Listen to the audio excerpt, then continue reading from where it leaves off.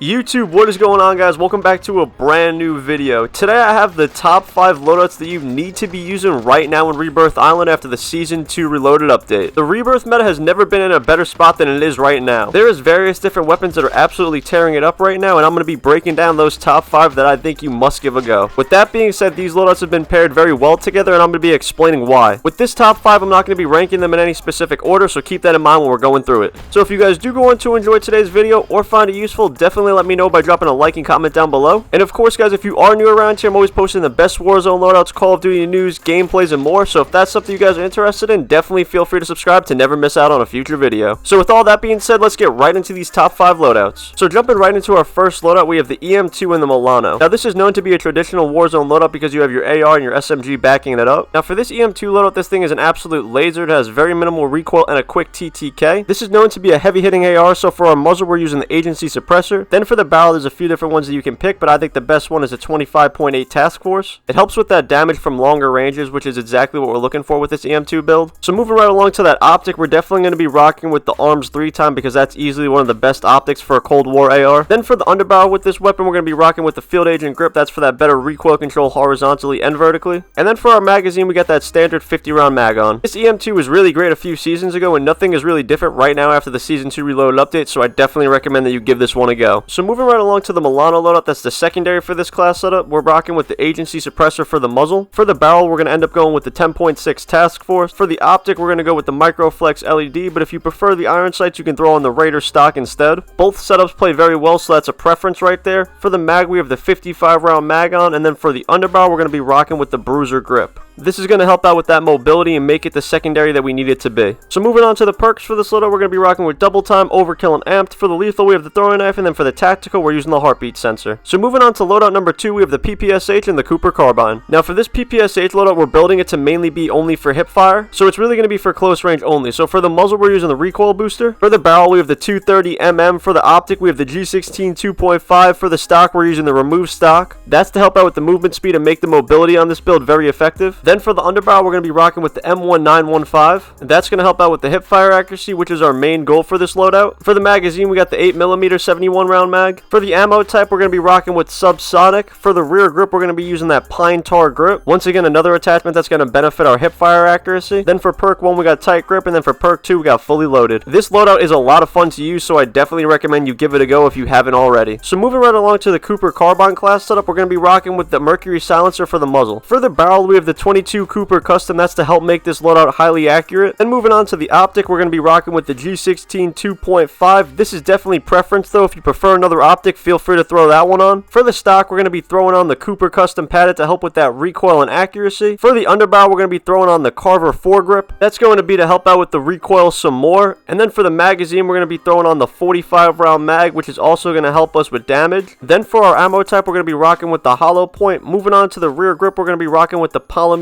grip. Then for perk 1, we're going to have on tight grip, and then for perk 2, we're going to be using fully loaded. If you enjoy only using Vanguard weapons, this is definitely the perfect loadout for you guys to give a go. So for our perks, we got double time, overkill, and amped. For the lethal, we have the thermite, and then for the tactical, we have the stim. So moving on to the loadout number 3 spot, we have the C58 and the OTS9 backing it up. So we got some more Cold War weapons that are absolutely slapping right now. So for the muzzle, we're going to be using the agency suppressor. Then for the barrel, we're going to end up going with the 18.5 task force. Then for the optic, we're going to be going with the arms 3 time because like I said before, that is definitely the best optic to be using on Cold War ARs. For the underbarrel, we have the field agent grip, and then for the magazine, we have the 55 round mag. So moving right along to the OTS9 loadout, we have back in the C58 up. For the muzzle, we're going to be using the GRU suppressor. For the barrel, we're going to end up going with the 7.5 VDV reinforced. For the underbarrel, we're going to have that bruiser grip on to get that better mobility. This ends up playing very well with this SMG because it's extremely small. For the magazine, we're going to end up going with the 40 round fast mag. And then for the last attachment on this loadout, we're going to be using the wire stock. For the perks on this loadout, we're using double time, overkill, and amped. For the lethal, we have the Semtex grenade, and then finally for the tactical, we're using the heartbeat sensor. So moving right along to the number 4 loadout spot, this has personally been one of my favorites to use recently, and this is the Kar 98 and the Owen gun. For the Kar 98, it's the classic setup that we're going to be rocking with, but it still absolutely slaps. So we have the monolithic suppressor as the muzzle. We have the custom 27.6 for the barrel. For the laser, we have the tack laser. For the optic, we're going to be using the sniper scope, and then finally for the rear grip, we're going to be using the stippled grip tip. This is definitely one of the best sniper loadouts you can be using on Rebirth because the mobility is great and it's very easy to use. use, so I definitely recommend you give this one a go if you haven't already. So moving on to the Owen gun, backing this Kar 98 up. For the muzzle, we're going to be rocking with the recoil booster. For the barrel, we got the 188 mm. For the optic, we're going to be using the slate reflector, but you can use something else if you prefer it. Then moving on to the stock for this weapon, we're going to be rocking with the remove stock. Then for the underbarrel on this weapon, we're going to be using the hand stop for that better recoil control and accuracy. Then for the magazine, we're going with the 7.62 72 round mag. For the ammo type, we're going to be rocking with the hollow point. For the rear grip on this loadout, we got the fabric grip. For perk 1, we got sleight of hand, and then for perk 2, we're going to be using quick. This is definitely one of the best SMGs you can be using right now, so I highly recommend that you give this one a go. So for the perks for this loadout, we got double time, overkill, and amped. For the lethal, we got the throwing knife, and for the tactical, we have the heartbeat sensor. So moving on to the 5th and final loadout, we have the Cold War AK and the MP40 backing it up. This is a heavy hitting AR that has a very quick TTK and minimal recoil. So for the muzzle, we're using the GRU suppressor. For the barrel, we're using the 20 Spetsnaz RPK barrel. For the optic, we're going to be using the arms 3 times. For the underbarrel, we're going to be using the Spetsnaz